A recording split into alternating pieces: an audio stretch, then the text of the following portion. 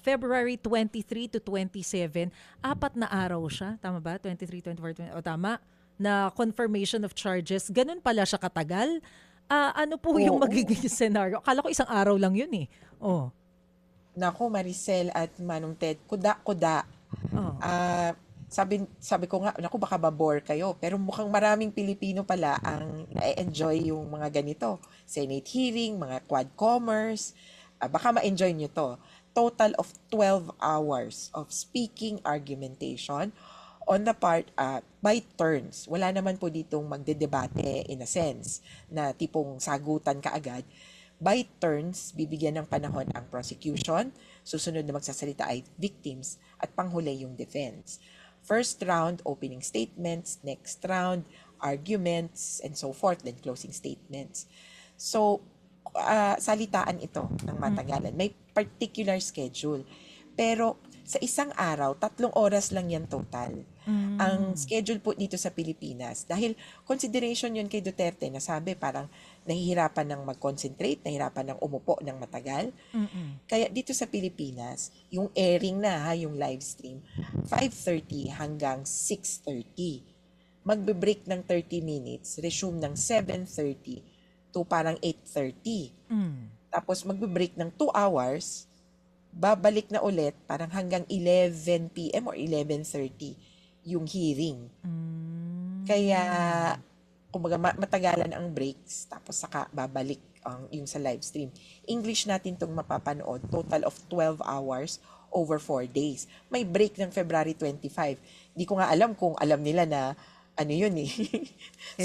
special working holiday ba?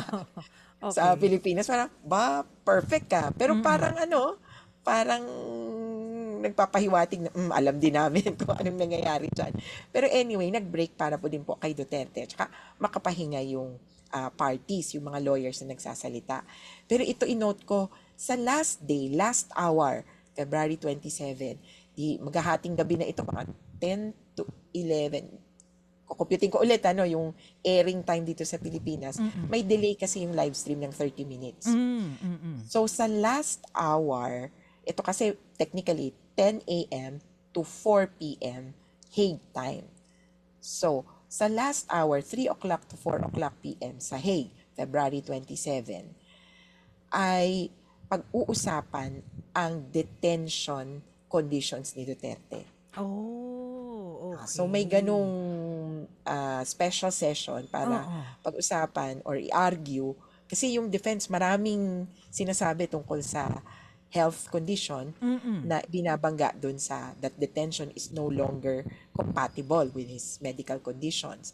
Whether, at kailangan siya palayain whether temporarily or permanently. So may panahon para pag-usapan yan sa last part. Mga kapatid, brothers and sisters, saan ka pa? Dito na tayo sa totoo. Dito na tayo sa True FM. Mga kapatid, mag-subscribe and follow po kayo sa social media accounts ng True Network PH. Yan po kami, hanapin nyo lang True Network PH, Facebook, Instagram, YouTube, TikTok, and podcast. Mapa Apple or Spotify man yan, mahahanap nyo kami. Lahat ng mga napapanood at napapakinggan nyo po sa programa, nasa social media accounts namin yan. So, paano mga kapatid? See you sa social media!